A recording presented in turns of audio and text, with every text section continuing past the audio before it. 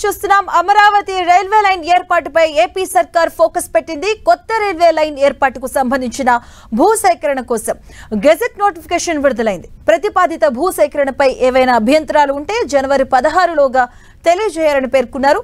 ఖమ్మం జిల్లా ఎర్రపాలెం నుంచి అమరావతి మీదుగా నంబూరు వరకు కొత్త రైల్వే జోన్ నిర్మించబోతున్నారు. ఇందుకోసం 297 ఎకరాల భూమిని సేకరించనున్నారు. ఇప్పటికే రైల్వే శాఖ నోటిఫికేషన్ విడుదల చేసింది.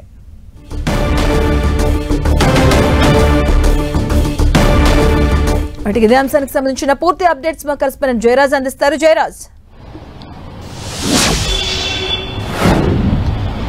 మాధవి, అమరావతి ప్రజా రాజధాని నిర్మాణానికి సంబంధించి ప్రభుత్వం ఒకవైపు పూర్తి స్థాయిలో కసరత్తు చేస్తా ఉంది. జనవరి నుంచి కూడా పనుల్ని పునఃప్రారంభించడానికి కావాల్సిన ఏర్పాట్లు చేస్తుంది. దీనికి సంబంధించినటువంటి బడ్జెట్ ను కూడా కేటాయించినటువంటి నేపథ్యంలో అమరావతిని అనుసంధానం చేస్తూ కొత్త రైల్వే లైన్ కూడా ఇటీవల కాలంలో కేంద్ర ప్రభుత్వం కూడా పూర్తిగా అనుమతి ఇచ్చింది. దీనికి సంబంధించిన ఏర్పాట్లన్నీ చేస్తూ ఈ రోజు గెజిట్ నోటిఫికేషన్ రైల్వే శాఖ విడుదల చేసింది.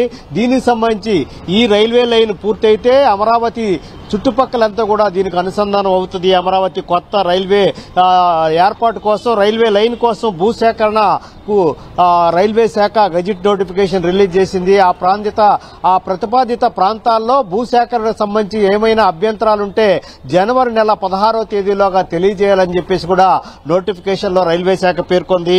దీనికి సంబంధించి ఖమ్మం జిల్లా ఎర్రుపాలెం నుంచి అమరావతి మీదుగా నంబూరు వరకు నిర్మించేటటువంటి ఈ కొత్త రైల్వే లైన్ కి 297 ఎకరాల భూ సేకరణ చేయాలని చెప్పేసి రైల్వే శాఖ నిర్ణయించింది. ఈ నేపథ్యంలో దాదాపు 2,245 కోట్ల రూపాయల వ్యయంతో దాదాపు 57 కిలోమీటర్ల నిడివి గల రైల్వే లైన్ ఏర్పాటు చేయడానికి ప్రభుత్వం కసరత్తు చేస్తుంది. కేంద్ర ప్రభుత్వం పూర్తి స్థాయిలో దీనికి సహకారం చేస్తుంది. 2,245 కోట్ల రూపాయలని కూడా దీన్ని కేటాయిస్తామని చెప్పేసి ప్రధానమంత్రి దీనికి సంబంధించినటువంటి హామీ ఇచ్చినటువంటి నేపథ్యంలో అమరావతి నుంచి హైదరాబాద్, చెన్నై, కోల్కతా మీదుగా నేరుగా అనుసంధానం చేస్తూ ఈ కొత్త రైల్వే లైన్ ఏర్పాటుకి శ్రీకారం చుట్టబోతా ఉన్నారు. దీనివల్ల అమరలింగేశ్వర స్వామి, అదేవిధంగా అమరావతి స్తూపం, ధ్యాన బుద్ధ, ఉండవల్లి గుహలకి ఆ చుట్టుపక్కలంతా కూడా పూర్తి స్థాయిలో కొత్త రైల్వే లైన్ కి అనుసంధానం అవుతుంది. దీనివల్ల అమరావతి ప్రజా రాజధాని ప్రాంతానికి సంబంధించినటువంటి కొత్త రైల్వే లైన్ వస్తే అనేక రకాలైనటువంటి రాకపోకలు కానీ, సరుకు రవాణా కానీ, ప్రజల రాకపోకలకు కానీ, మొత్తం మీద దేశంలో ఉన్నటువంటి ప్రధాన నగరాలకు సంబంధించినటువంటి ఏర్పాట్లన్నీ కూడా ఈ అమరావతి కొత్త రైల్వే లైన్ ద్వారా ఏర్పాటు అయ్యేట అవకాశం ఉంది. ఇటు చెన్నై కానీ, కలకత్తా కానీ, అదేవిధంగా హైదరాబాద్ కానీ, మిగతా ప్రధానమైనటువంటి ప్రాంతాలన్నీ కూడా ఈ కొత్త రైల్వే అనుసంధానం చేస్తారు. దీనివల్ల ప్రజా రాజధాని అమరావతికి సంబంధించినటువంటి ప్రజల రాకపోకలు, వివిధ ప్రాంతాల నుంచి వచ్చేటటువంటి సరుకులు రాకపోకలకు సంబంధించి కూడా పూర్తి స్థాయిలో సౌకర్యవంతంగా ఉంటుందని భావిస్తున్నారు. మాధవి, జయరాజ్, అంటే ఈ భూ సేకరణ నేపథ్యంలో కొంత అడ్డంకులు ఎదురయ్యే అవకాశాలు కూడా ఉంటాయి, కొన్ని హడల్స్ వచ్చే అవకాశాలు కూడా కనిపిస్తున్నాయి. సో ఇక్కడ అలాంటివి ఏమైనా కనిపించాయి? అక్కడ ఎలాంటి నిర్ణయాలు తీసుకుంటుంది?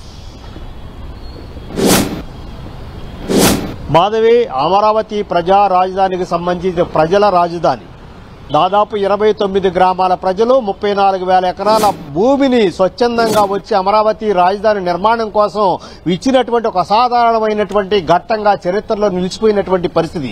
ఇలాంటి నేపథ్యంలో ఇటీవల కాలంలోనే మొత్తం సీడ్ యాక్సెస్ రోడ్డుకు సంబంధించి దాదాపు ఒక 11 కిలోమీటర్ల మేర ఉన్నటువంటి సీడ్ యాక్సెస్ రోడ్డు నిర్మాణానికి సంబంధించి కూడా అమరావతి ప్రాంతంలో ఉన్నటువంటి రైతులందరూ కూడా స్వచ్ఛందంగా వచ్చారు. సిఆర్డీఏ కి భూమిని స్వచ్ఛందంగా ఇచ్చారు.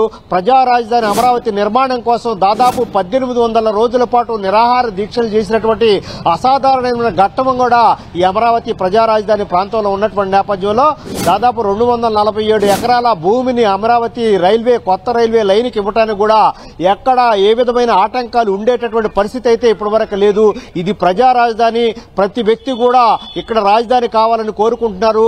అమరావతి ప్రాంతంలో ఉన్నటువంటి 29 గ్రామాల గ్రామాల ప్రజలు ఎకరం వరెకరం కుంట భూమి ఉన్నవారు కూడా ప్రజా రాజధాని నిర్మాణం కోసం వారి భూములు కూడా స్వచ్ఛందంగా ఇచ్చినటువంటి నేపథ్యంలో ప్రభుత్వం కూడా ఎన్డీఏ ప్రభుత్వం రెండోసారి అధికారంలోకి వచ్చిన తర్వాత ప్రజల రాజధాని కోసం పాటుపడిన వారు ప్రజా రాజధాని కోసం భూములు ఇచ్చిన వారిని పూర్తి స్థాయిలో వారిని గౌరవిస్తుంది. వారికి కావాల్సినటువంటి ఇవ్వాల్సినటువంటి బకాయిలు చెల్లింపులు చేస్తుంది.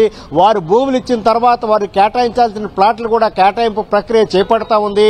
ఇటీవల కాలంలో రెండో విడత పనుల పునఃప్రారంభానికి కావాల్సిన ఏర్పాట్లన్నీ కూడా పూర్తి స్థాయిలో చేస్తున్నటువంటి నేపథ్యంలో 247 ఎకరాల భూమి అనేది ఇవ్వటం అనేది పెద్ద కష్టమైతే కాదు. ఎక్కడ కూడా ఏ విధమైన ఆటంకాలు వచ్చేటటువంటి పరిస్థితి లేదు.